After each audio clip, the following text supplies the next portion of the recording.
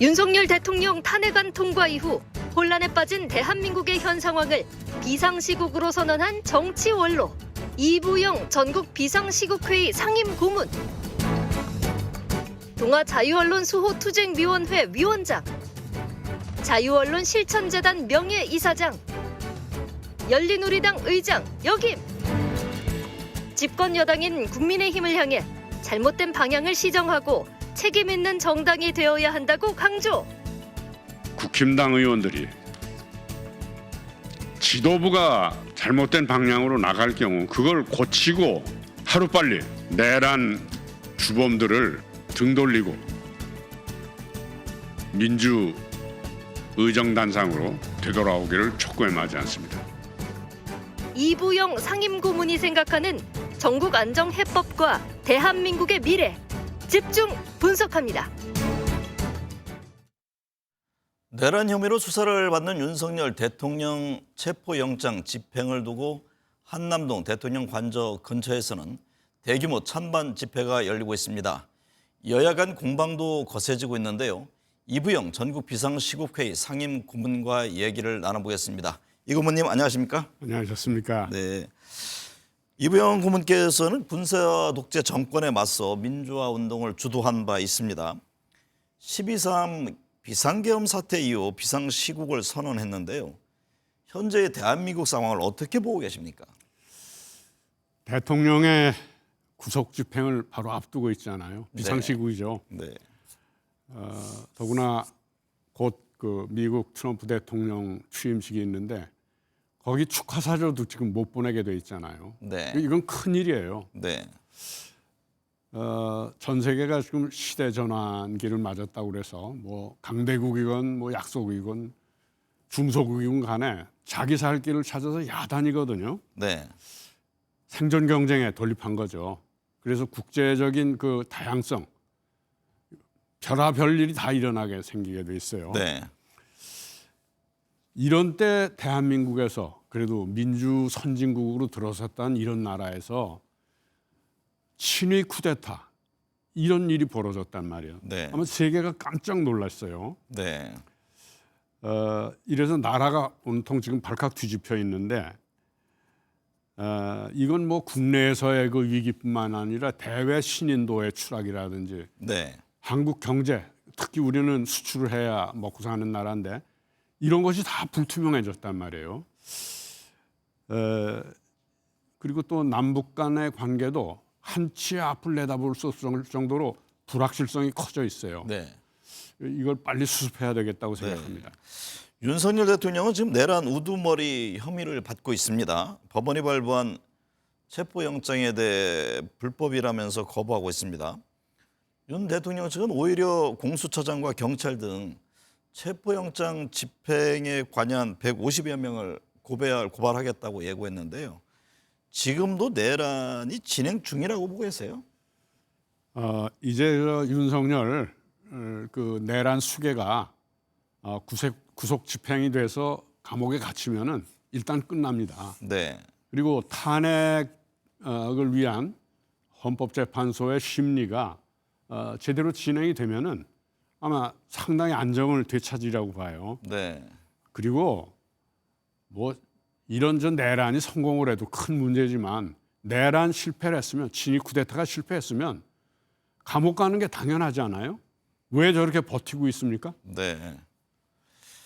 과거 노무현 박근혜 전 대통령 때도 대통령 탄핵 사태가 있었는데요. 과거 두 번의 탄핵 정권과 지금을 비교해 보면 어떤 점이 다르다고 보는지요? 그 먼저 번 그 노무현 대통령 탄핵은요, 그냥 그 총선인가 뭐 그때 네. 대통령이 관련한 언급이 있었죠. 편을 들었다. 네. 선거법 위반이에요. 네. 그걸 가지고 탄핵까지 갔었던 겁니다.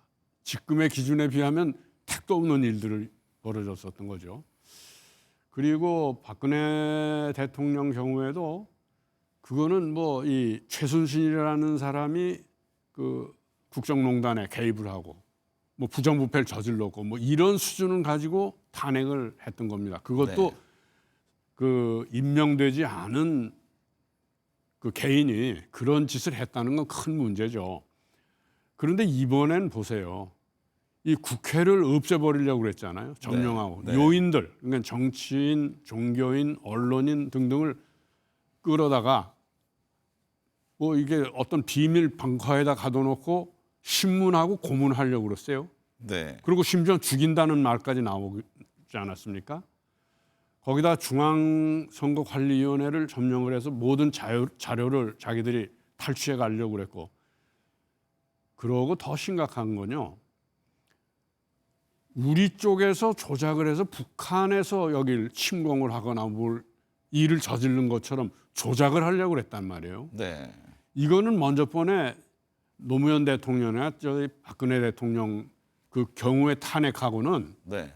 비교할 바 없는 거예요. 네. 엄청난 내란 그 외환이죠. 북한으로부터 침공을 당했다는 네. 이런 것까지 저질러서 우리가 아마 처음 겪어보는 일일 것 같아요. 네. 네.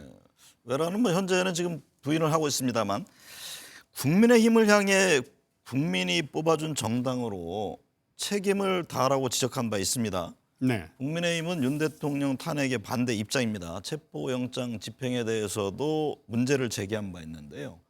국민의힘 움직임은 어떻게 보고 계세요? 저는 국민의힘이 정말 그전에는 겪어보지 않았던 전무후무한 이런 국난아니에요. 국난이에요. 네. 이런 일을 앞두고 아무리 그 자기들이 함께 뽑아줬던 대통령이라 하더라도 내란과 쿠데타를 저지르려고 했으면은 정상적인 정당이라면 요 다음에 대선도 치르고 지방선거도 치르고 뭐 자기들도 국회의원으로 또 당선돼야 되지 않겠어요? 네. 이런 것을 옹호하면서 어떻게 자기들을 다시 뽑아달라고 그러겠어요? 네. 전 이럴 때 국힘당 안에서 쇄신하자, 당을 구하자 이런 운동이 안 일어나는 게 전 참 이상해요. 네. 이제 선을 긋고 내란이나 쿠데타를 획책하고 나라를 이리 어려움에 빠지게 했던 그 윤석열 집단하고는 선을 그어야 됩니다. 그리고 네. 그걸 끝까지 옹호하려고 그러는 사람들은 이제 당에서 정리를 해줘야 돼요. 네. 자기들이 그 보수적인 민주주의를 옹호하는 건강한 보수 정당으로 다시 날래도 이런 거 아픈 이 결단을 하지 않고서는 아마 국힘당이 국민으로부터 다시 선택받긴 어렵지 않을까. 네. 지금 결단해야 될 시간이 왔다고 봅니다. 네. 체포영장 유효 기간이 내일까지인데요. 네. 공수처가 추가로 집행할지 아니면 바로 구속영장을 청구할지 지금 관심입니다. 윤 대통령은 지지자들에게 끝까지 싸우겠다, 더 힘내자는 입장을 밝혔고 여전히 지금 항전태세인데요. 지금 윤 대통령에게 필요한 것은 뭐라고 보십니까? 지금 이게 많이 드러난 사실만 가지고도요. 네. 윤 대통령은 아마 국민들로부터 용서를 받을 수 없을 거예요. 저는 지금이라도 참 우리들 스스로가 부끄러운 게 그 사람을 국민이 선택을 해서 대통령이 됐잖아요. 저런 정도의 지각이 없는 사람을 대통령으로 뽑았다는 것도 그렇고 그동안 해온 짓을 봐도 그렇고 우리 국민들도 자성을 해야 될 일이 많다고 봅니다. 네. 그런데 지금이라도 난 윤석열이라는 분이 조금 이후에 뭐 구속이 되고 재판을 받고 하겠지만 자기 스스로가 스스로 나와서 포토라인 기자회견을 열어서 국민들에게 진심으로 사죄하고 제가 잘못 판단하고 그랬습니다. 네. 국민들께 크게 사죄합니다. 용서해 주시기 바랍니다. 이렇게 하면은 우리 국민들이 아마 9개 중에 한 두세 부분은 아마 받아들일 거예요. 네. 그런 그 태도를 보이지 않고 그냥 저 방카에서 버티듯이 또 바깥에다가 선동을 하고 네. 뭐 국민들도로 자기를 지켜달라고 그러고 내란을 일으키고 쿠데타한 사람을 어떻게 지지합니까? 국민들이. 네. 지지하는 사람들이 오히려 국민들 중엔 극소수밖에 안 될 거예요. 네. 최상무 대통령 권한대행이 헌법재판관 후보자 3명 중에 2명을 헌법재판관으로 임명했습니다. 마은혁 후보자에 대해서는 임명을 거부해 논란이 이어지고 있습니다. 내란 김건희 특검 법안에 대한 거부권도 행사했고요. 최 대행의 움직임에 대해서는 어떻게 보고 있는지요? 저는 그분이 헌법재판관 후보 3명 중에 2분을 이렇게 참 지명한 걸 보고 그래도 조금 기대해 볼 때가 있나 그랬어요. 네. 그런데 윤석열 그 범죄자가 그 공관 그 밑에 그렇게 숨어서 버티는데 그거에 대해서 지금 어떤 명확한 태도도 보이지 않고 있어요. 네. 이것 때문에 지금 우리 국민들 전체가 얼마나 불안해하고 이 추운데 또 뭐 찬반 그런다고 거기 많은 사람들이 나와서 지금 고생하고 있잖아요. 왜 이 그 윤석열 체포 문제에 대해서 마치 대통령 대행이 남의 일보도 타고 앉았잖아요. 네. 이건 대단히 의심을 살 일이에요. 그분은 이미 내란 행위가 진행이 될 때 거기 가담한 혐의가 있는 사람이에요. 네.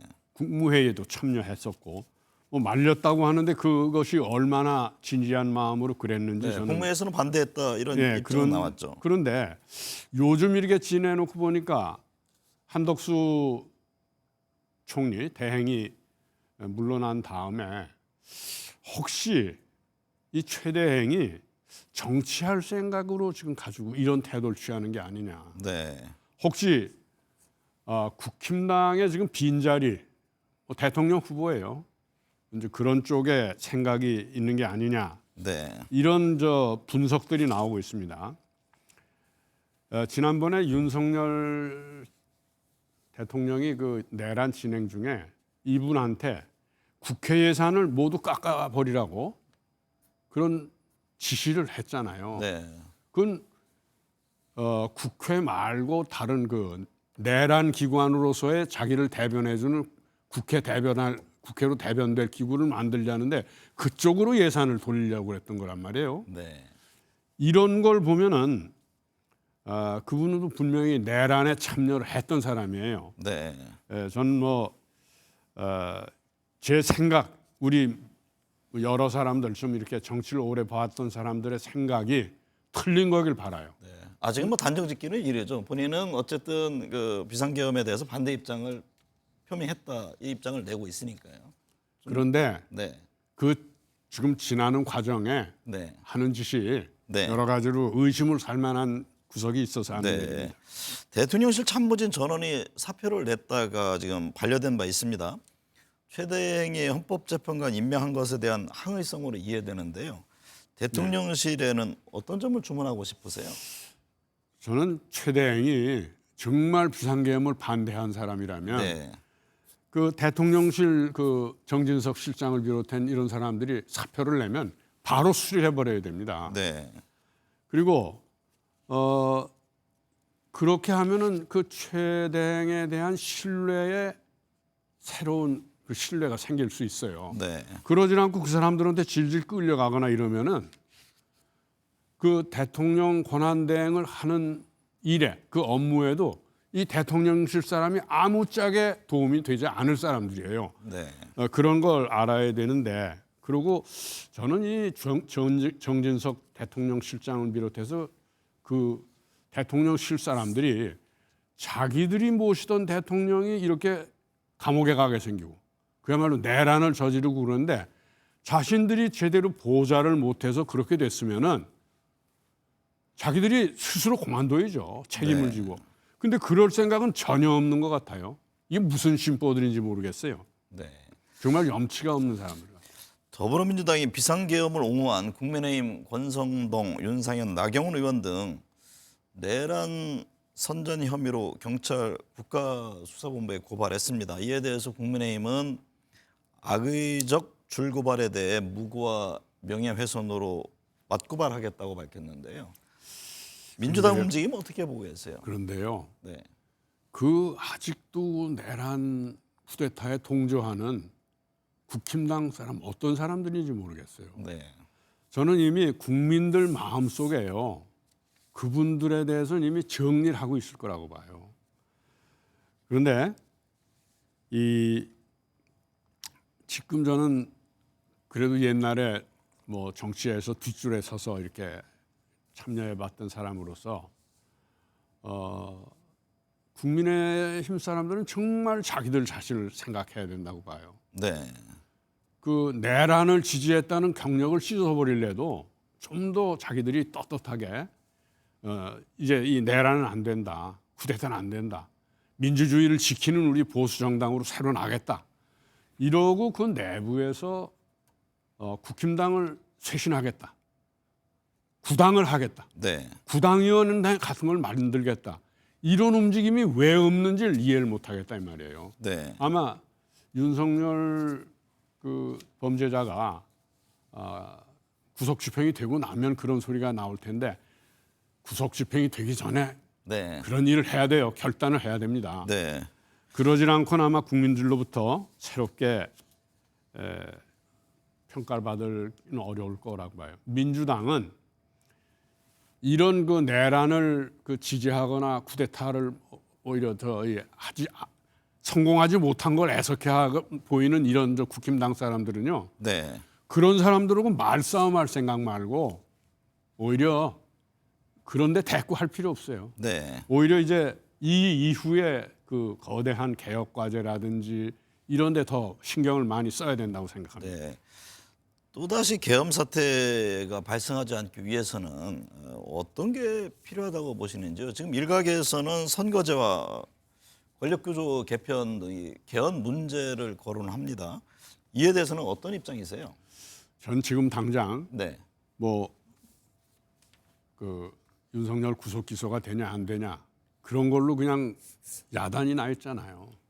그리고 헌법재판소에서 심리가 되는데도 거기 국힘당 사람들 그 변호사들 나와서 하는 얘기 들어봤잖아요. 네. 이 정신 나간 사람들이에요. 이런 일들이 지금 한참 진행 중인데 거기다 대고 무슨 개헌이 어쩌고 뭐 이런 걸 놔서 그 얘기를 가지고 또 블랙홀처럼 글로 쏠려 들어가면은 이것도 안 되고 저것도 안 돼요. 네. 이 완전히 이 백가쟁명 이런 걸로 몰고 가서 윤석열 아마 구속도 시키지 못하는 일이 벌어질까 이런 네. 우려가 들어요. 그러니까 이런 일을 뭐 시간 얼마 안 걸려요 이제 그 구속해서 이 영장 집행이 돼가지고 구속돼서 이제 그 재판 진행되고 헌재에서 이 탄핵 심판되고 네. 이거 얼마 안 남았어요. 네. 요것도 기다리지 못하고 그냥 딴 일로 또 옮겨가자? 이거는 아마 별로 이렇게 별로 믿을 만한 자세가 아닐 거라고 봅니다. 세계 경제 10위권 나라 21세기 대한민국에서 비상계엄이라는 게 도무지 믿어지지 않는다는 지적입니다. 네. 뭐 대통령, 정치권, 언론 등 모두에게 책임이 있을 겁니다. 또 정치 실종된 지도 오래됐고 원로들의 역할도 잘 안 보이고 대한민국 왜 이렇게 됐고 또 어떤 점이 바뀌어야 한다고 보세요?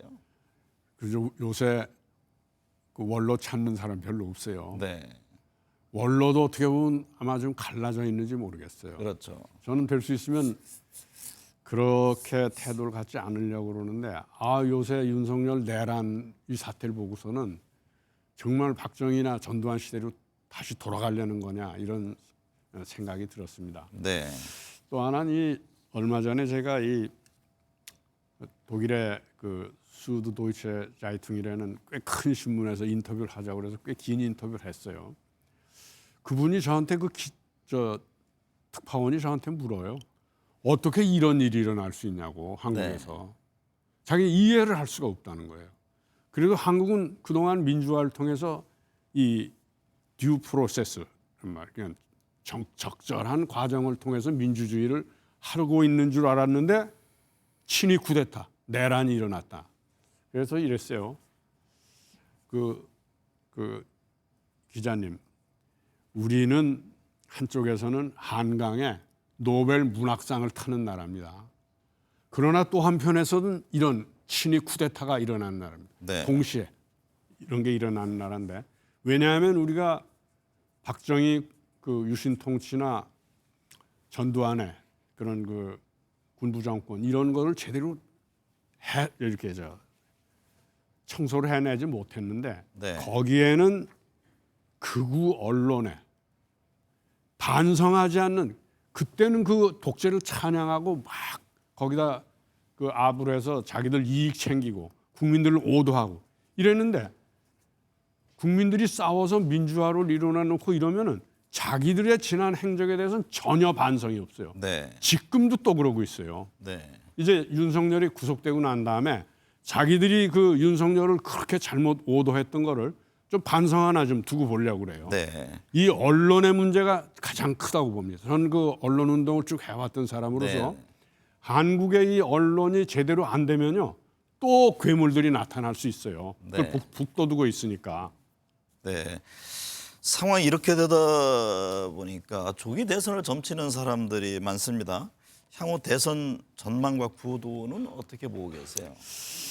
저는 그 아까 말씀드린 대로 윤석열 그 법적 처리 네. 끝나고 탄핵 제대로 끝나고 요거 끝나면은 그 얼마 안 걸려요. 네. 아마 한두 달 이내에 그걸 끝낼 거예요. 네. 뭐 저 윤석열 재판은 진행될 거고 아마 헌법재판소에 그분들이 뭐 보수 출신, 진보 출신은 그 가리지 않고 모두 다 대한민국의 헌정 질서가 이렇게 깨져버리거나 이런 거는 정말 그 헌법재판소로서는 가장 있어서는 안 될 일이라고 보거든요. 네. 87년 체제의 가장 큰 성과는 우리가 헌법재판소를 갖게 됐다는 겁니다. 네.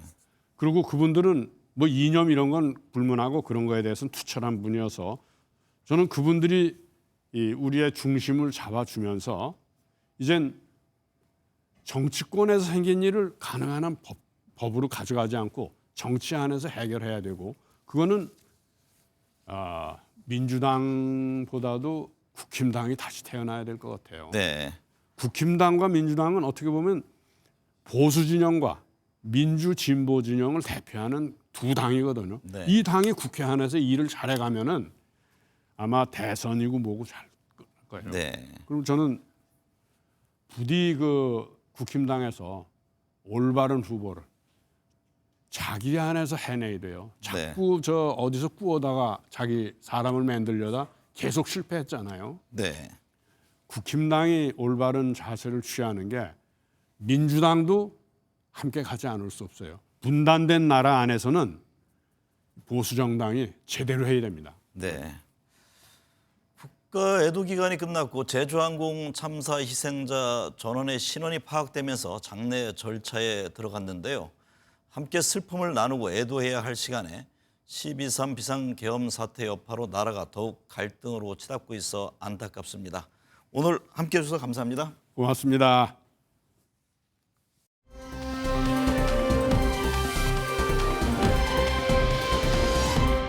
공수처가 발부받은 체포영장의 기한이 하루 앞으로 다가왔습니다. 1차 집행이 불발된 이후 주말 사이 한 차례 더 시도를 할 것이란 예측이 많았는데요. 자세한 상황 현장에 나가 있는 취재기자 연결해 알아보겠습니다. 이시열 기자, 현재 공수처 분위기는 어떻습니까? 네, 아직까지 공수처의 특별한 움직임은 없는 상황입니다. 저희 취재진이 오늘 아침 6시부터 이곳 공수처에 나와 분위기를 살펴봤는데요. 1차 집행 때는 새벽부터 분주한 직원들의 모습이 눈에 띄었지만 오늘은 조용한 분위기가 이어졌습니다. 오동훈 공수처장은 오전 9시 40분쯤 청사에 출근했습니다. 하지만 재집행 시기를 묻는 취재진의 질문에 아무런 대답 없이 발걸음을 옮겼습니다. 수사팀 대부분도 출근해 이번 윤석열 대통령 체포영장과 관련한 논의를 이어가고 있는 것으로 확인됐습니다. 공수처가 서부지법으로부터 발부받은 체포영장의 기한은 내일 자정까지입니다. 기한이 하루밖에 남지 않은 만큼 주말 사이에 재집행이 이루어질 것이란 관측이 많았는데요. 시위대가 윤석열 대통령의 한남동 관저 앞에서 철야 농성을 이어간 만큼 안전상의 이유로 집행을 보류한 게 아니냐는 해석이 나옵니다. 기한 내에 영장을 집행하지 못하더라도 법원 허가를 거쳐 유효기간을 연장하거나 다시 체포영장을 청구할 수도 있습니다. 한편 윤석열 대통령 대리인단은 그제 이뤄진 1차 집행과 관련해 5처장을 비롯한 공수처 검사 및 수사관, 경찰 특수단 등 150여 명을 검찰에 고발하겠다고 밝혔습니다. 대리인단은 공수처가 위법한 무효영장을 근거로 지휘권이 없는 조직의 인력을 동원해 불법 공무집행을 자행했다고 주장했습니다. 공수처 측은 이에 대해 따로 입장은 없다며 체포영장 재집행과 관련해서는 여러 가지 가능성을 검토 중이라고 밝혔습니다. 지금까지 공수처 앞에서 MBN 뉴스 이시열입니다.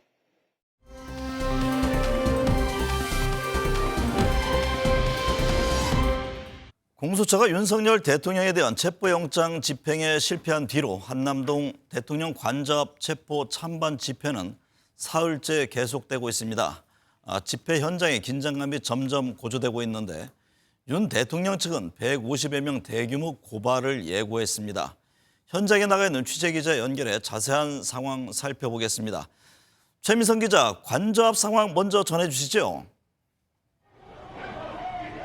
네, 서울 한남동 대통령 관저 앞 일대는 집회 참가자들과 경찰관 1km 정도 꼬리에 꼬리를 문 경찰버스가 빼곡히 들어섰습니다. 윤석열 대통령 체포를 촉구하는 시민들과 체포를 반대하는 지지자들은 관저를 사이에 두고 300여 미터 떨어진 곳에서 대치를 이어가고 있습니다. 취재진이 이른 아침부터 지켜봤는데 오전에 굵은 눈발이 쏟아지며 집회가 잠시 주춤하는 듯했지만 체포 찬반 집회 양측은 우산을 쓰고 은박담요로 몸을 덮은 채 서로 경쟁하듯 자리를 지켰습니다. 눈이 그친 오후 2시부터 집회가 다시 본격적으로 시작됐는데요. 시간이 갈수록 집회 긴장감은 점점 고조되고 있지만 아직 수사관 차량 등 특이 동향은 감지되지 않았습니다. 관저 앞 경계는 한층 강화되는 분위기인데 윤 대통령 체포영장 집행기한이 하루 앞으로 다가왔고 야간 집행 가능성까지 점쳐지며 양측이 밤샘 집회까지 이어갈 수 있다는 관측입니다. 경찰은 오늘도 만일의 사태에 대비해 집회 구역마다 철제 바리게이드를 치고 기동대를 동원하며 대비하고 있습니다. 윤 대통령 측이 대규모 고발도 예고했죠? 네, 그렇습니다. 오늘 오전 기자회견을 위한 윤 대통령 변호인단은 고위공직자 범죄수사처와 경찰 국가수사본부 특별수사단 관계자 등 150여 명을 고발하겠다고 예고했습니다. 특수공무집행방해 및 치상, 특수건조물 침입 등 혐의인데요. 고발 대상에는 오동훈 공수처장과 경찰청장 직무대행을 맡고 있는 이호영 경찰청 차장, 국방장관 직무대행인 김선호 국방차관이 포함됐습니다. 변호인단은 오 처장이 지난 3일 특수단을 지휘해 윤 대통령에 대한 체포 수색영장을 집행하려 한 것이 위법하다고 고발 이유를 밝혔습니다. 또 위법한 무효영장을 근거로 한 관계자들의 행위는 공무집행의 적법성을 상실한 것이라고 기존 입장을 되풀이했습니다. 하지만 앞서 지난 2일 윤 대통령 측이 체포 수색영장 집행을 불허해달라며 법원에 낸 이의 신청은 오늘 기각됐습니다. 지금까지 서울 한남동 대통령 관저 앞에서 MBN 뉴스 최민성입니다.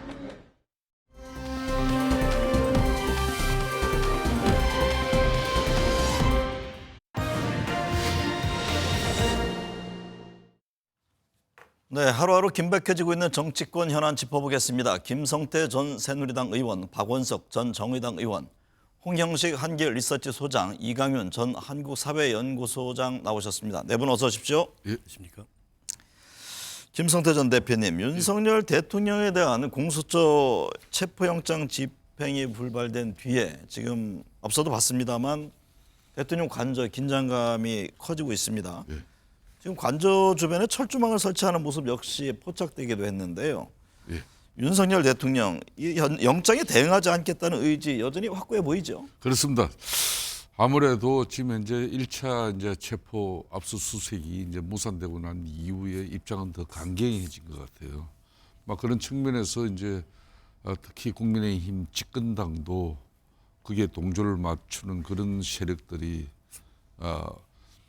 자유통일당 그러니까 그 정강삼 씨가 이제 전 목사님이 하시는 네. 그 집회에 많이 합류하는 세력들도 있는 것이죠.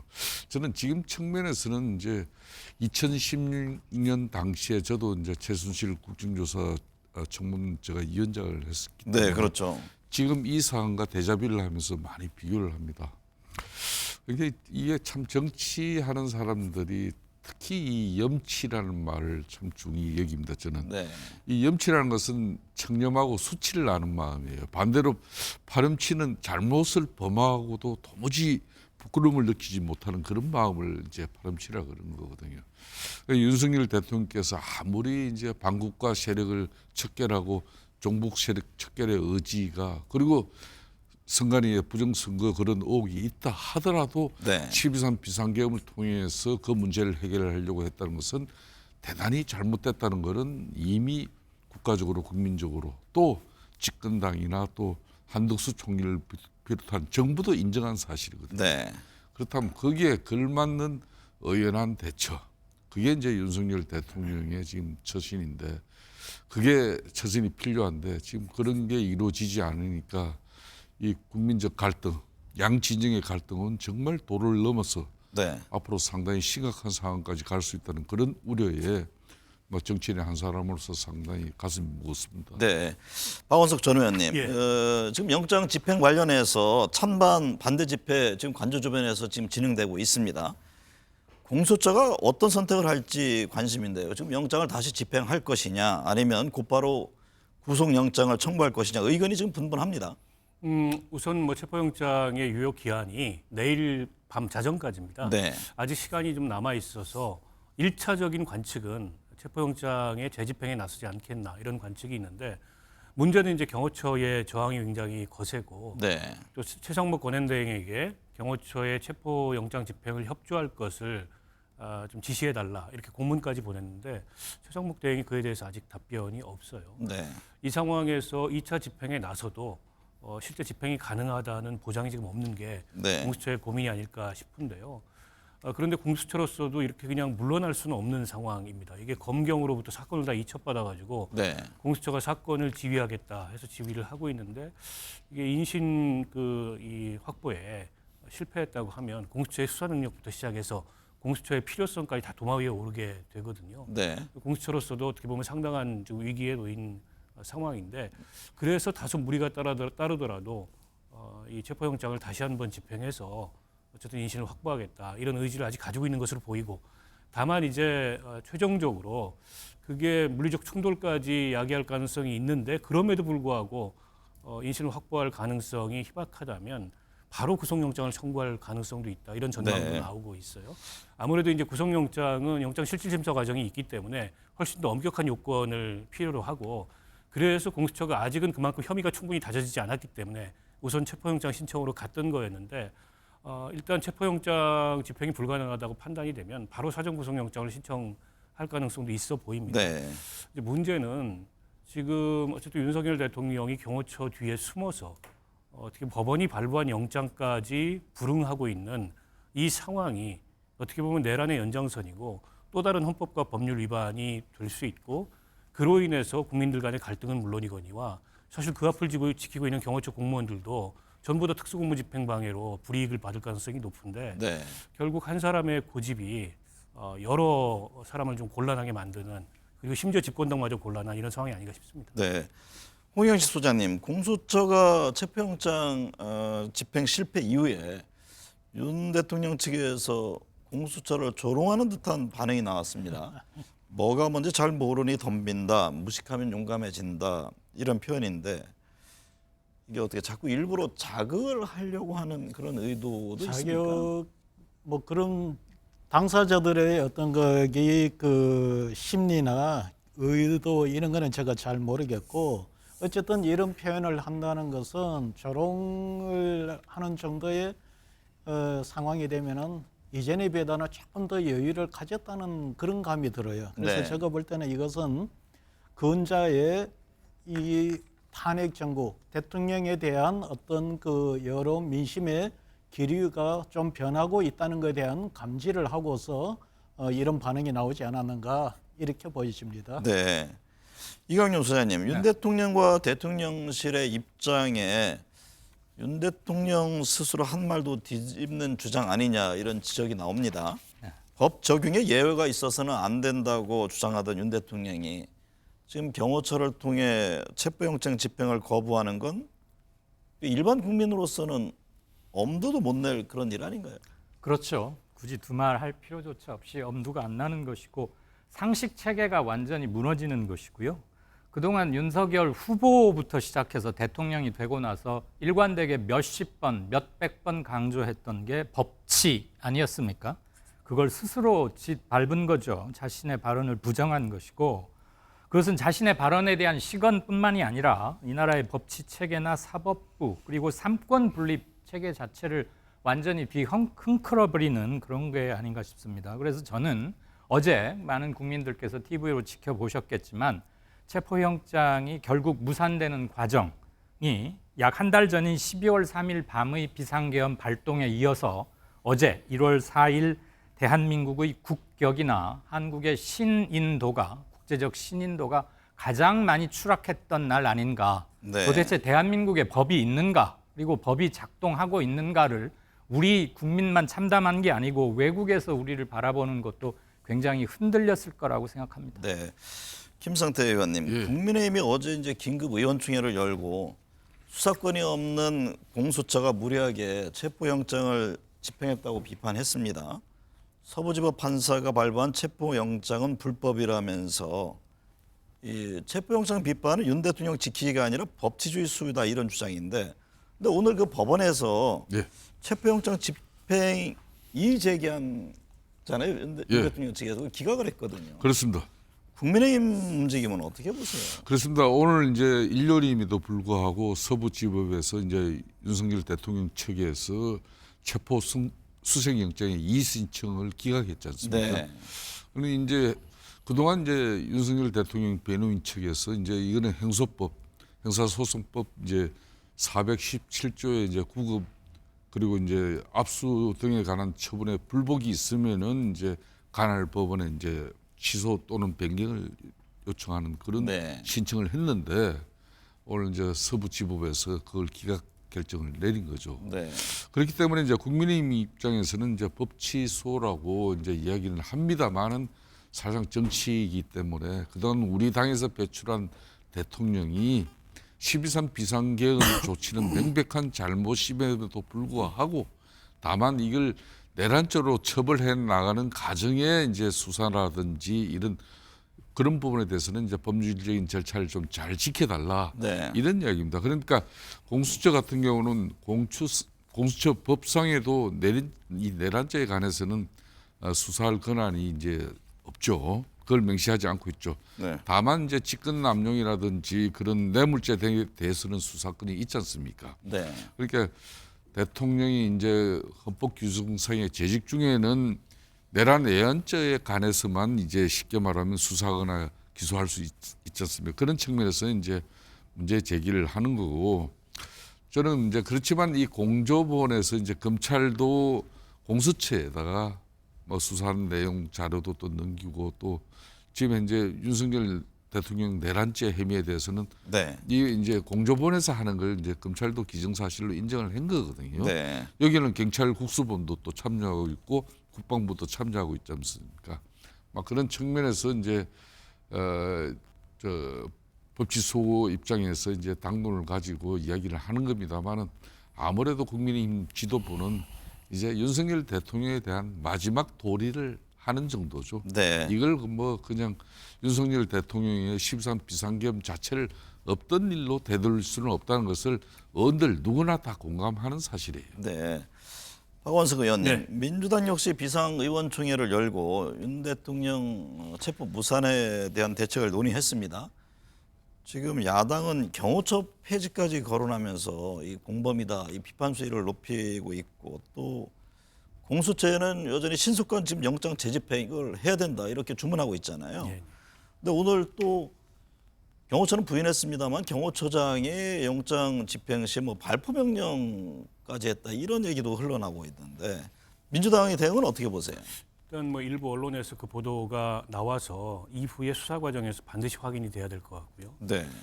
만약 그 보도가 사실이라면 그 심각한 문제고 이게 또 다른 형태의 내란에 해당할 가능성이 있다고 보고요. 지금 경찰에서 공수처장과 공수처 차장 또 뭐 경호처장과 경호처 차장 그다음에 네. 경호본부장 세 사람에 대해서 특수공무집행방해로 출석 요구를 했지만 응하지 않고 있습니다. 결국 이제 뭐 경호처를 폐지하느냐 이전에 어쨌든 경호처 전체가 지금 특수공무집행방해죄를 저질러서 수사선상에 오른 상황이고요. 네. 이거는 지금 체포영장의 집행 여부와 관계없이 이 어쨌든 특수공무집행방해 혐의는 이후에 계속 수사를 받아야 되는 그런 혐의라고 생각을 합니다. 네. 지금 이제 공수처가 내일까지가 영장 기한이기 때문에 아마 오늘 내일 사이에 어떤 결정을 내려야 할 텐데요. 지금 그 공수처를 향한 그 여론이 이렇게 곱지 않습니다. 네.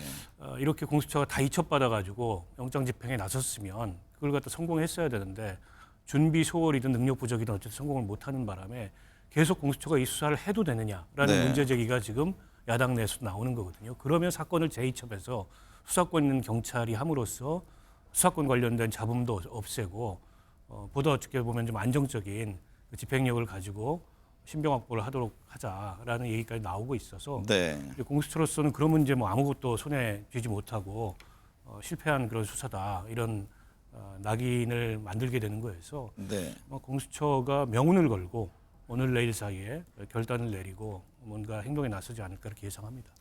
홍 수장님, 공수처는 체포영장 재집행 대신 곧바로 사전 구속영장을 청구하는 방안도 검토하고 있다고 전해졌는데요. 근데 문제는 그런다고 윤 대통령이 과연 영장 실질 심사 등에 응할 것이냐 이 점 아니겠습니까? 그 점은 어떻게 보세요?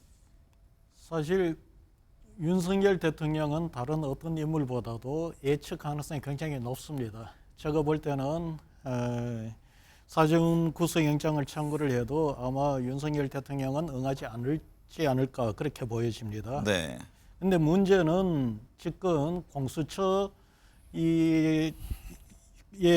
그 조사에 대고 응하지를 않고 이 그 사전 구속영장에 대해서조차도 응하지 않을 때 문제는 그 이후 여론의 변화가 중요할 것입니다. 네. 제가 볼 때는 공수처 지금에 대해서 지금 협조를 안 하는 것과 달리 사전 이 구속영장에 대해서 심사에 응하지를 않으면은 제가 볼 때는 여론은 공수처 이번 대응보다도 더 안 좋아질 가능성이 큽니다. 네. 제가 볼 때는 그럼에도 불구하고 윤석열 대통령은 그런 걸 개의치 않고 응하지 않을 가능성이 크다고 네. 봅니다. 이강윤 수장님, 윤 대통령 체포영장 집행에 나선 경찰 특별수사단이 대통령 경호처 지부를 공무집행 방해 혐의로 입건했습니다. 네. 어제까지 출석해 조사를 받으라고 통보했지만 일단 지금 경호처 지부는 거절했습니다. 지금 경찰이 재차 출석을 요구한 상황인데 경찰과 경호처 지부의 이 강대강 대결 구도 이게 계속될 것으로 보세요? 그렇게 오래 가지는 않을 것 같습니다. 오래 가서도 절대 안 되겠고요. 국가 기관 간에 그런데 양쪽 다 무력을 갖추고 있는 기관 아닙니까?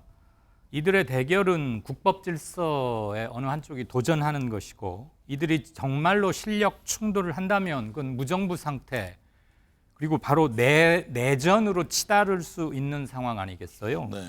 그런데 대통령 경호처라는 것은 대통령을 보위하는 것이지 특정 개인을 보위하는 것은 아니라는 것이고 지금 발부된 영장은 정당한 절차에 의해서 발부가 됐다는 것을 오늘 서부지원이 또 한 번 확인을 했지 않습니까? 아까 리포트에서도 나왔습니다만 영장 발부에 전혀 문제가 없었다라고 국민의힘 측의 그리고 윤 대통령 측의 요구를 기각했기 때문에 경호처에서 그걸 계속 무시한다는 것은 국가 체계 그리고 국법에 대한 명백한 도전이라고밖에 볼 수가 없다고 봅니다.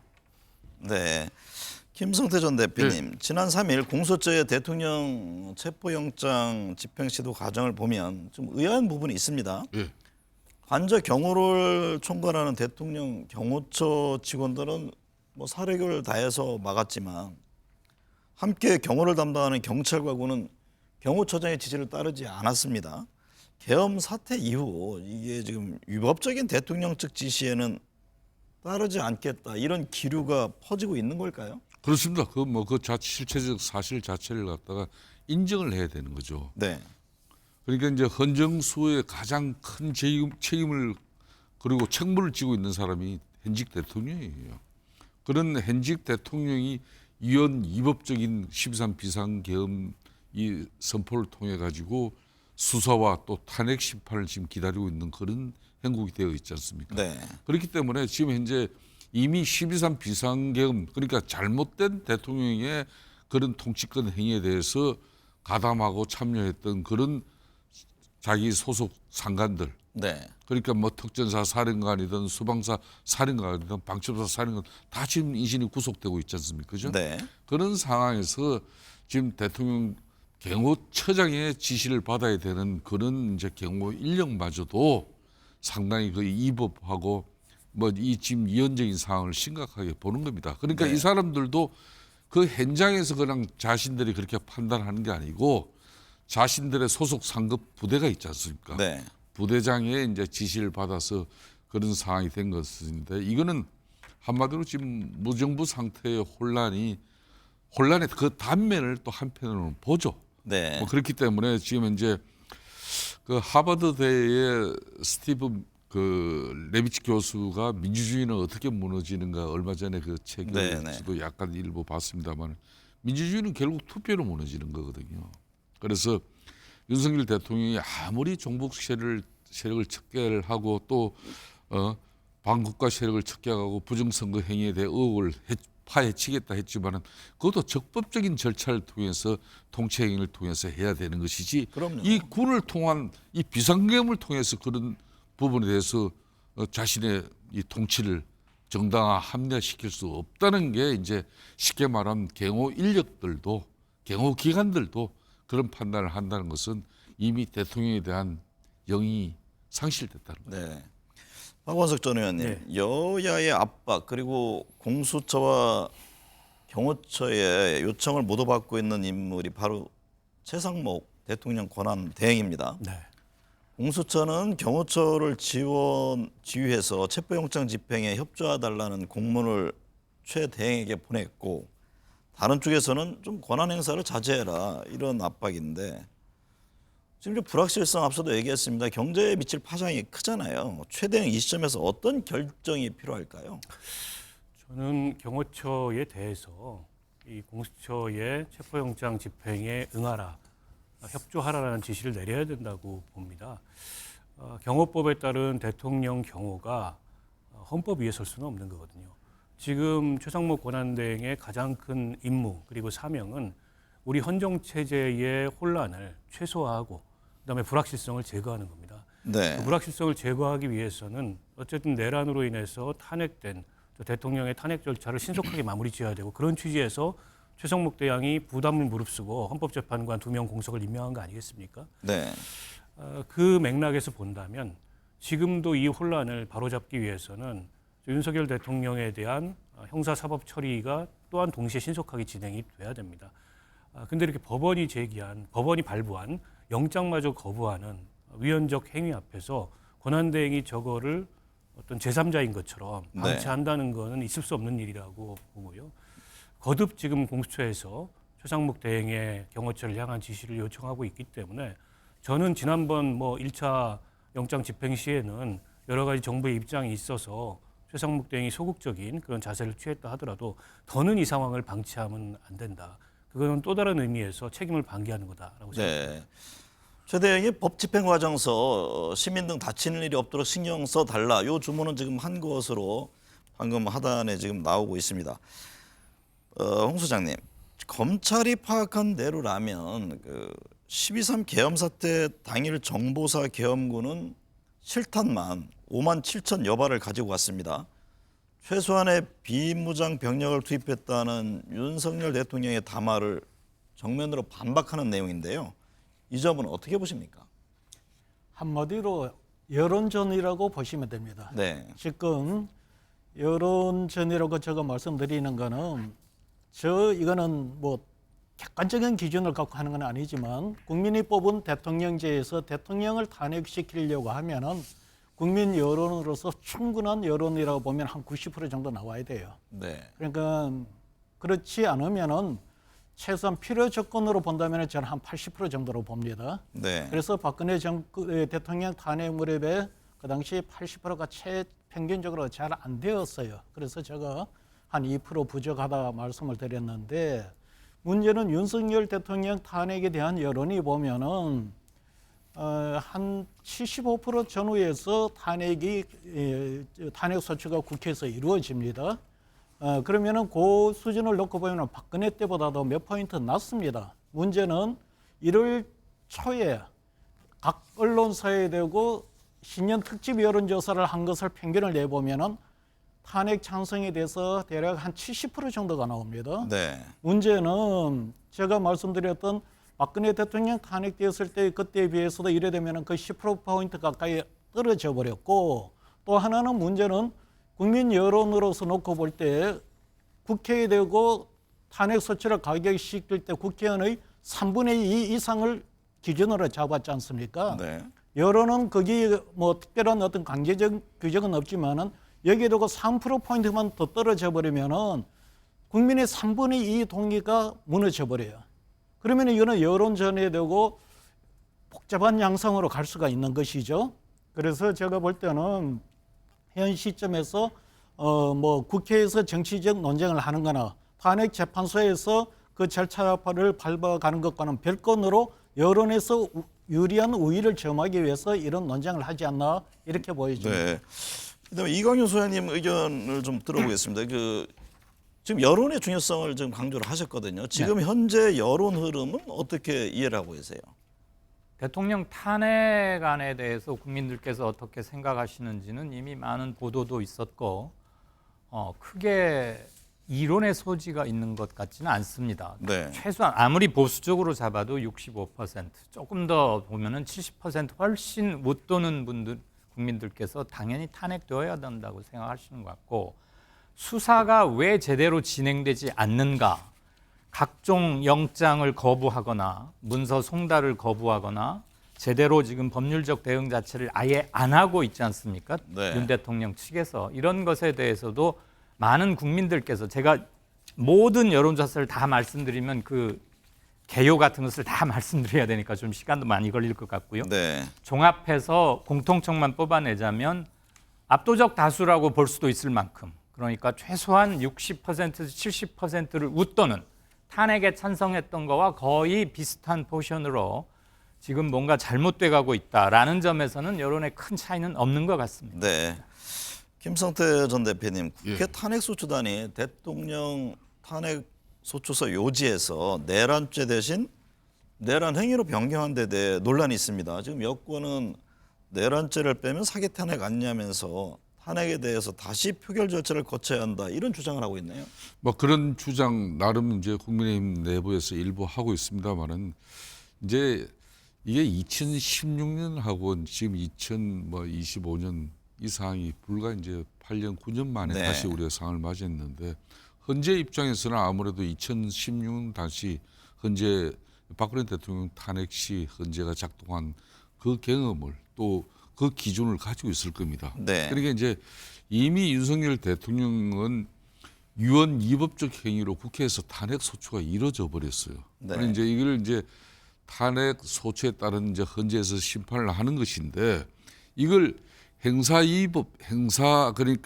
재판으로 행사 위법된 부분 이 내란죄 부분은 그러니까 이거는 행사 재판으로 가는 것이고 검찰, 헌법 경찰이 위반은 공수처에서 수사를 한마디로 했다는 이제 거죠. 네. 헌재 심판으로 가는 거다. 네. 그런 측면에서 이게 이제 중요한 것은 사실관계를 빼는 것과 법적 평가를 받는 것은 별개예요. 네. 그러니까 비상계엄 선포라는 이 사실관계를 빼고 헌재 심판으로 간다면은 국민의힘 지도부가 주장하는 내용이 맞을 수도 있어요. 네. 그렇지만은 이 지금 현재 탄핵 소추에 그러니까 이 12.3 비상계엄의 이 사실관계는 요지부동으로 흔들리지 않고 그대로 자리가 박혀 있는 것이죠. 네. 그러니까 사실관계는 하나인데 그러니까 헌법 위반, 행법 위반 이 두 개의 법적 측면에서 박근혜 탄핵 소추 이제 그때도 보면은 이제 당시 권성동 지금 원내대표 그때 탄핵 소추 위원장이 있지 그렇죠. 않습니까?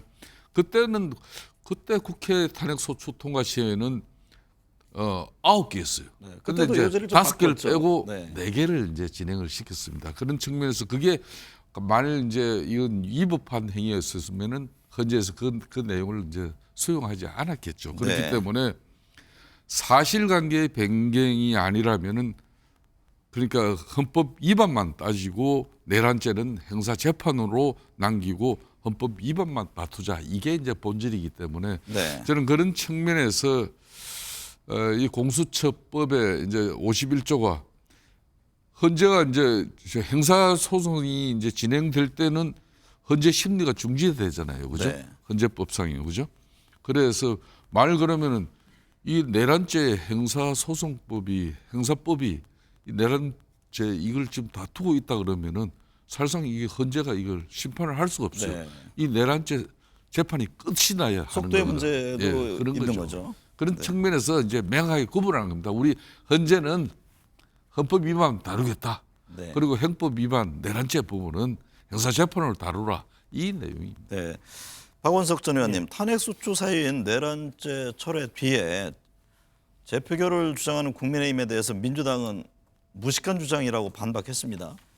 그러면서 앞서도 말씀하셨습니다만 박근혜 전 대통령 탄핵 당시 권성동 국민의힘 원내대표가 마찬가지로 지금 형법적 사유를 제외한 것을 언급하면서 뻔뻔하다 이렇게 꼬집었네요.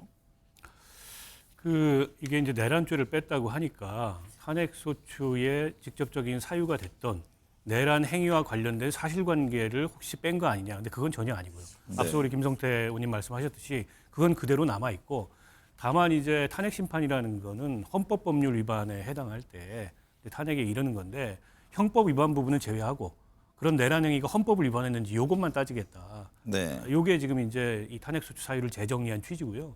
마찬가지로 2016년도 박근혜 전 대통령 탄핵 때도 강요죄, 뇌물죄 이런 형법 위반 사실들을 덜어내고 헌법을 위반했는지 여부로만 압축해가지고 심사를 했던 그런 전례가 있고 그때 국회 법사위원장으로서 탄핵소추위원장을 하면서 탄핵소추 사유를 직접 재정리했던 분이 권성동 지금 원내대표세요. 네. 그때하고 똑같은 상황인데 지금 다른 말씀을 하고 계셔서 그건 좀 이치에 맞지 않는다고 생각하고 만약 이게 이제 아예 탄핵소추에 이르게 된 사실관계를 변경하는 거라면 헌재가 그런 걸 그렇게 뭐 호락호락하게 동의해주거나 허용해 줄 리가 없죠. 네. 때문에 이거는 지금 탄핵 심판에 있어서 아무런 뭐 영향을 미치지 않는 그런 이제 탄핵소추 사유 재정리에 불과한 거기 때문에 국민의힘에서 국회에서 이 탄핵 안이 표결된 게 원천무효다. 다시 표결해야 된다. 그건 이치에 맞지 않는 주장입니다. 네. 이 소장님, 이렇게 탄핵 사유가 줄어든 게 그러면 누구에게 유리할지 혹은 불리할지 이 점에 대해서도 좀 연구를 하잖아요. 네. 그만큼 이제 심판의 속도가 날 수 있다 이런 분석들이 많은데 그러면 윤 대통령 입장에서는 어떻습니까? 불리해집니까? 예, 속도에는 영향을 당연히 미칠 것 같습니다. 윤 대통령 측이 탄핵 재판에 헌재의 탄핵 심판에 임하는 첫 번째 제1 목표가 만약에 지연 전략이라면 그거는 불리하다고 볼 수 있겠죠. 그런데 윤 대통령은 지금 유리, 불리를 따지기에는 본인이 저질렀던 이제 내란, 뭐 핵심이 그거 아니겠습니까? 그리고 위헌성 이런 거에서 너무나 어마어마한 행위를 벌려버렸다는 것, 그 본질이 변할 것 같지는 않고요. 지금 형사재판과 함께 논의되기 때문에 조금 헷갈려 하실 수도 있는 부분인데 헌법재판소의 탄핵 심판이라는 것은 형사법을 위반한 형량을 정하는 일반 형사재판이 아니고 네. 저 직위에 맞는지 계속 저 자리 위에 둬서 권능을 행사하게 해도 되는지를 따지는 일종의 자격 재판이자 징계 재판이기 때문에 위헌 여부를 가리는 것이 더 본질적인 거라고 생각을 합니다. 그러니까 네. 이번에 뭐 내란죄가 없어지는 거 아니냐라고 오해를 살 수 있게 뉴스가 나오는 것은 조금 문제가 있다. 그 네. 부분은 좀 가려서 들으시면 좋겠다는 생각이 듭니다. 김 전 대표님, 윤석열 대통령 탄핵 반대 집회 지지자들에게 편지를 보냈습니다. 이를 두고 국민의힘 내부에서 뭐 양분된 반응이 나오고 있다고 하는데 일전에 뭐 김 대표께서는 국민의힘 내 간신론 얘기도 한 바가 있잖아요. 그렇습니다. 네. 사실상 오늘날 윤석열 대통령이 아무리 대통령이 헌법에서 보장된 이 통치권과 국군 통수권으로서 뭐 정부를 운영을 하지만은 그 모든 것이 그러니까 헌법과 법률을 갖다 존중하고 헌법 수호가 대통령의 가장 큰 책무예요. 그래서 네. 대통령 취임식 때 손들고 선서하는 내용이 헌법 수호예요. 네. 그 헌법 질서를 대통령이 이렇게 혼란스럽게 만든 부분에 대한 그 책임은 당연히 집권당인 국민의힘이 일정 부분 질 수밖에 없는 겁니다. 네. 저 정부의 행위는 대통령을 배출한 뭐 대통령 자신이 저렇게 통치권 행위로 했다 그러지만 그 정치적 책임은 올고지 국민의힘이 질 수밖에 없는 것이에요. 네. 그러니까 2016년 당시도 그때 사실상 저도 최순실 국조 뭐 청문특위 위원장을 했습니다만은 최순실이라는 이 민간인이 국정농단을 했기 때문에 박근혜 대통령이 올곧이 그 책임을 진 거 아니겠습니까? 네. 그런 측면에 대려 비해서는 지금 현재 이번에 13 비상계엄 스포 행위는 이건 윤석열 대통령 누가 봐도 독단적인 행위입니다. 네. 당시 뭐 12월 3일 비상계엄을 선포할 당일도 한덕수 총리를 비롯한 그 국민들의 그 만류, 심지어 정진석 비서실장 같은 경우는 기자회견장 가는 그 모모로 가지고 막았어요. 그럼에도 내치면서 가서 본인이 혼자 가서 했는 행위거든요. 네. 자, 그런 측면에서 이제 그러면 본인은 이제 반국가 세력과 종북 세력 척결을 위해서 자기는 불가피하게 그 일을 할 수밖에 없었다. 그렇게 이야기하지만은 이 부분은 지금 현재 한남동 관저 앞에 사실상 그 집회를 주도하는 세력은 자유통일당의 그 전 목사 공동대표 그 당입니다. 네. 그 당에 가서 이제 국민의힘 일부 의원들이 가서 예? 찬조 발언도 하고 뭐 지지선 입장도 내는 건데 그럴 여력이 있었으면 진작에 윤석열 대통령이 이렇게 국정을 독단적으로 예? 파쇼적으로 운영하는 그런 끼미를 이 사람들은 알았어요. 네. 이 호가호위 세력들은 이걸 한 명도 그런 집권당으로서 무한 국정 운영에 책임을 져야 집권당 의원들이 수직적인 당정 관계를 대려 자체하고 용산 출장소 한마디로 부소장 정도의 지위만 늘 유지하면서 당 대표 3명씩이나 갈아치우고 비대위로 그냥 계속 2년 7개월 동안 비정상 체제로 유지했지 않습니까? 네. 그런 책임을 지고 있는 일부 세력들이 지금 저기 가서 찬조 발언을 하고 있는데 저는 대단히 부적절하다. 네. 그렇기 때문에 지금 진정으로 윤석열 대통령이 이재명 대표의 이 사법 리스크를 극복하기 위한 국회에서의 입법 권력, 이 일당의 입법 권력 가지고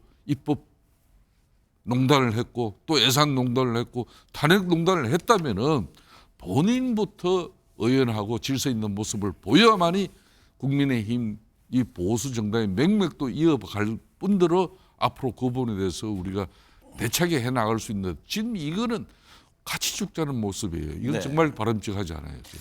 홍 수장님, 국민의힘 뭐 비상계엄 사태 강제 수사에 대해서도 지금 애매한 입장인데 윤 대통령과의 관계 설정 상당히 지금 딜레마에 빠진 모습이잖아요. 김성태 전 대표께서 지적도 하셨습니다만 향후 뭐 대선이라든가 상황에 따라서는 뭐 지방선거 일정 등이 있는데 여론의 흐름을 어떻게 보고 있을까요? 지금 국민의힘은 뭐 외부에서도 많이들 비판하지만 자체적 개혁 혁신할 수 있는 동력이 없다 이런 지적도 네. 있지만 다른 한편에서는 지금 드러나는 정량적 지표로서 대통령 지지율과 전당 지지율을 놓고 볼 때 이 상황을 아직 제대로 판단하기가 굉장히 어려운 것 같습니다. 가장 큰 문제는 현 시점에서 어떻게 대통령 지지율이 다시 올라오느냐 이 문제입니다. 지금 이제 이래 이야기하니까 조금 헷갈려 하시는 분들이 계신데 탄핵 소추 이전에 대통령직에 있을 때는 대통령에 대한 직무 평가가 되겠고요. 그 이후에 대통령에 대한 평가는 포괄적인 정치적 이 지지 여부가 되겠습니다. 그러다 보니까 탄핵 소추 이후에도 대통령 지지율 조사가 나오고 있는데 지금 놀랍게도 10% 20% 탄핵 전후 이렇게 나오던 지지율이 지금 30% 오늘 조금 전에 들어오면서 제가 확인 바라는 40% 지지율까지 하나가 나왔단 말입니다. 그러면 이 대통령 지지율이 다시 올라가니 이걸 어떻게 봐야 될지에 대해서 국민의힘에서는 굉장히 혼란스러울 것입니다. 네. 그 지지율에는 윤석열 대통령에 대한 뭐 긍정적인 국정에 대한 과거 잘했다는 그런 이유도 있지만은 다른 한편에서는 지금 탄핵 과정 그리고 공수처 이런 법률 집행 과정에 대한 어떤 뭐 문제점 제기하는 분들도 있을 테고 또 한편에서는 이재명 이 대표가 탄핵이 되면 바로 대통령이 되지 않을까 뭐 이런 우려로 윤석열 대통령을 지지하는 사람도 있을 겁니다. 그걸 복합적으로 모아놓고 볼 때 지지율이 자꾸 올라간다는 거죠. 그리고 두 번째는 지금 정당 지지율도 보면은 이 탄핵 직후보다는 지금 더 좁혀지고 있고 굉장히 지금 오늘 조사는 오차범위 끝에 짚어진 게 또 발표가 나와요.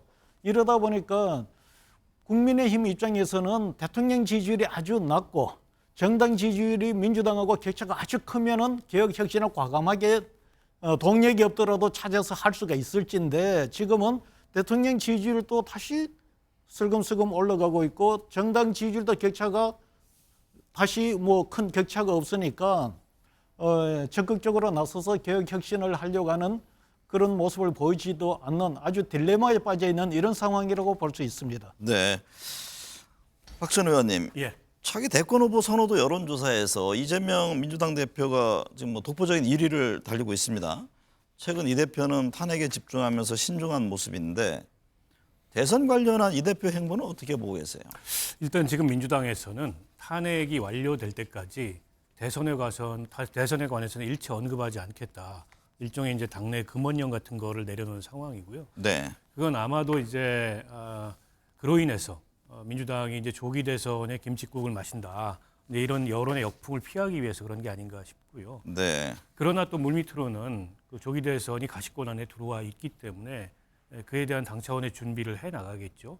지금 저 여론조사 결과들이 보여주듯이 이재명 대표가 뭐 당 안팎을 다 그 망라해서 압도적인 지금 경쟁력을 보이고 있는데 뭐 그럴 수밖에 없습니다. 네. 지금 여당의 주자들이 다 무너졌기 때문에 원래부터 야당 내에서 민주당 내에서는 이재명 대표가 이제 가장 독보적인 대권 후보였는데 지금 여당 후보들이 무너지니까 전체를 다 합쳐서도 압도적인 지지를 보이고 있는데요. 다만 이재명 대표로서는 이제 가장 그 큰 산이 사법 리스크겠죠. 네. 지금 이제 멈춰있던 재판이 재개가 되면서 이달부터 재판이 시작이 되는데 선거법 재판의 그 항고심 변론이 언제 나느냐, 재판 속도가 어느 정도 되느냐, 이게 아마 대권 과도에 있어서 가장 큰 변수인 것 같고 네. 민주당이 드러내지는 않지만 내심 가장 신경 쓰는 대목이 아닌가 싶습니다. 네. 이 소장님, 지금 나오는 여론조사를 보면 여권에서 이재명 대표를 대항할 후보가 없어 보입니다. 리서치에 따르면 이 대표 지지율이 보수 진영 후보 이 총합보다 높은 걸로 나타났습니다. 만약 가정입니다만 조기 대선이 치러질 경우 뭐 기한이 얼마 남지 않은 상황에서 국민의힘 과연 어떤 전략이 필요할까요? 예를 들면 뭐 이준석 의원의 개혁신당과 합치는 보수 대연합 등 정계협연 가능성이 있습니까? 국민의힘이 어떤 전략을 갖기가 굉장히 힘든 상황이 아닌가. 어떤 대안을 내고 어떤 정치적 연대나 제휴의 모색을 한다고 해도 그게 국민 정서에 얼마나 받아들여질지는 솔직히 대단히 불투명하고 부정적이라고 저는 봅니다. 그런데 뭔가 선거를 위해서 준비는 하고 모색은 하겠지요. 네. 무엇보다도 윤석열 대통령의 내란 문제를 어떻게 보는가, 그 인식이 얼마나 국민 다수의 정서와 일치하는지 그런 것에 대한 선결이 필요할 것 같고요. 아주 처절한 반성, 그리고 보수가 새로 거듭 태어나서 우리는 이러이러한 건 어떻게 하겠고 적어도 이 점은 정말 잘못했다. 이것을 몇 번을 사과를 해도 국민 정치적 정서에 공감할 수 있을까가 일단은 궁금해집니다. 네. 뭐 여러 범보수권 후보들이 많이 자천타천으로 되고 모색도 이루어질 것 같기는 합니다만 계엄과 내란의 충격파가 너무너무 컸기 때문에 지난 7년 전에 박근혜 탄핵에 의해서 연이어 치러졌던 촛불 대선보다도 그 자장권, 영향력은 훨씬 더 크다고 보기 때문에 네. 보수권은 정말 말 그대로 수없이 해오는 말입니다만 말 그대로 환골탈태를 하더라도 상당히 어려울 것이다. 그런 네. 생각은 좀 들긴 합니다. 물론 앞으로 선거에는 변수가 있기 때문에 좀 더 네. 지켜봐야 하는 건 물론이고요. 30여 초 남았는데요. 예. 김 전 대표께서 보시기에 만약에 조기 대선이 치러진다면 남아있는 변수 한 가지 꼽으면 뭐가 있을까요? 결론은 국민의힘이 어떻게 국민의 눈높이 정서를 맞추는 그런 핵심과 변화를 가져가느냐 이런 거죠. 그러니까 네. 12.3 비상계엄에 대한 집권당으로서 무한 책임을 정말 처절하게 져야 되는 겁니다. 그러니까 2016년 박근혜 대통령 탄핵 때도 그때 당의 모습은 국민들에게 석고대하셔야 하는 그런 모습이었어. 그렇게 네. 하고 우리 다 자신들이 질서 있는 변화의 핵심을 그동안 꾹 계속 해왔기 때문에 지난 3년 전에 기회를 맞았습니다. 네. 지금도 지금 현재 혼란을 갖다 책임지는 그런 모습 네. 부탁드립니다. 네, 네 분 오늘 말씀 감사합니다.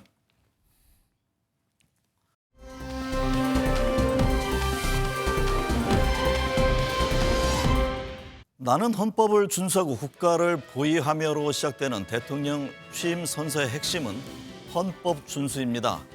윤석열 대통령도 2022년 5월 10일 대통령 취임식에서 오른손을 들고 힘차게 선언했습니다. 2년 반 뒤 독재적 발상을 담은 비상개업 선포로 윤 대통령은 탄핵 심판과 수사를 받고 있습니다. 헌법과 법률을 준수해야 할 대통령은 지금도 여전히 잘못이 없다면서 스스로의 행위를 부정하고 있습니다. 법원이 발부한 체포영장에 응하지 않고 극우 지지자들을 선동하며 국민 갈등도 부채질하고 있습니다.